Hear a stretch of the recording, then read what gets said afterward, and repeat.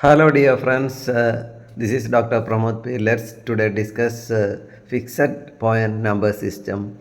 Fixed point representation is very important as well as digital system design and implementation are concerned. Here, the fixed point number representation is illustrated. For unsigned fixed point numbers, we have integer part and fractional part only.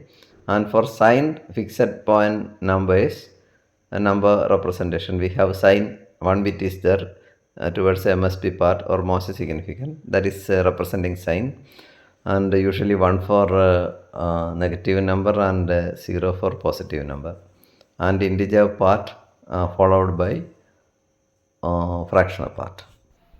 Here is an example for a fixed point number representation in the case of signed numbers, and here the number is, as an example, it is minus 40.75, and it's definitely a negative number. So the sign bit is 1, and 40 means it is represented over there. 15 bits are used for representing the second part, that is integer part. So exactly 40 is equal to 101,000 in binary, and we need to have 15 bits together for integer part, so we need to put zeros to have a word length of 15 for integer part towards the left side of the binary pattern of 40.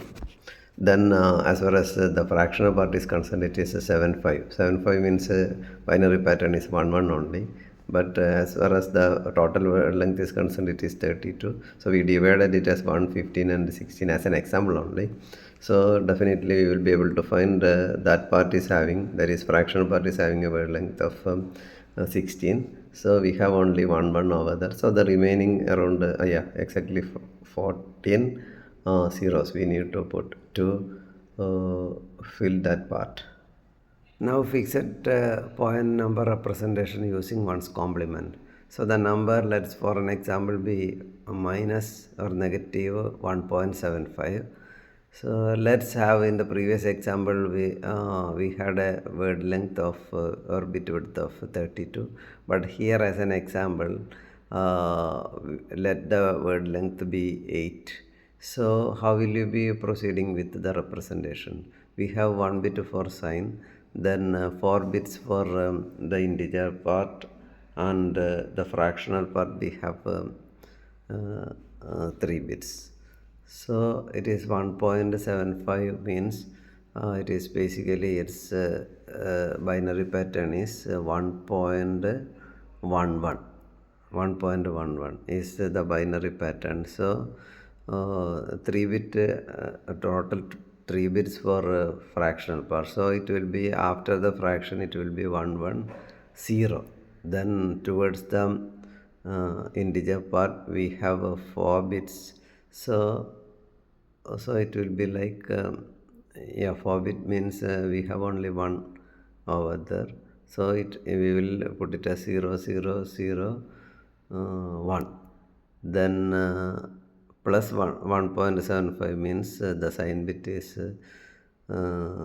0. Then if it is minus 1.75, we need to just take the ones complement of this. So the ones complement pattern of minus 1.75, the number is, representation is 1 1 1 1 0.001.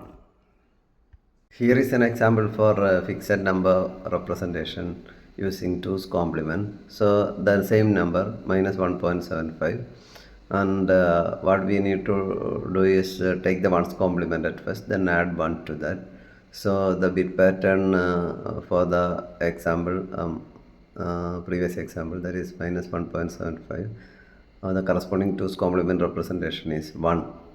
That first one is sign, then we have 1 1 1 0 for integer part, then for fractional part we will be having 0 1 0, but previously for 1's complement it was 0 0 1 plus 1, it becomes basically 0 1 0. So that's all. That's all about the fixed point number representations in signed and for signed numbers, one's complement number and two's complement number.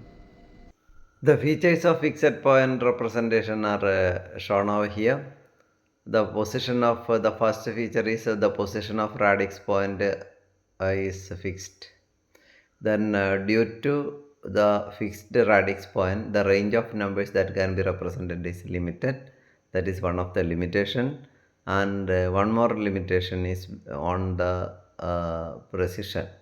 So precision is also limited because of the lower number of bits that we can use for fractional representation, fractional part representation.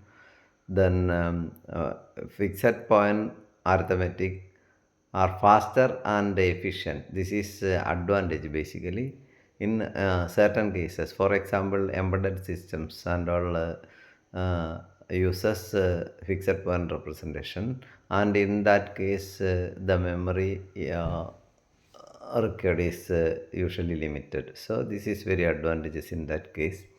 It makes the circuit faster and efficient also. And finally, we can conclude that as far as fixed point numbers are concerned, it is well suited for applications where a specific range of numbers with fixed precision is required.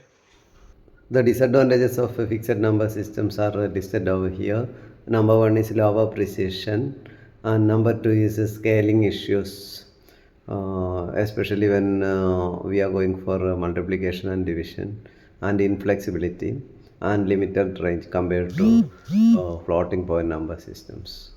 Thank you for watching this video. Have a very nice day.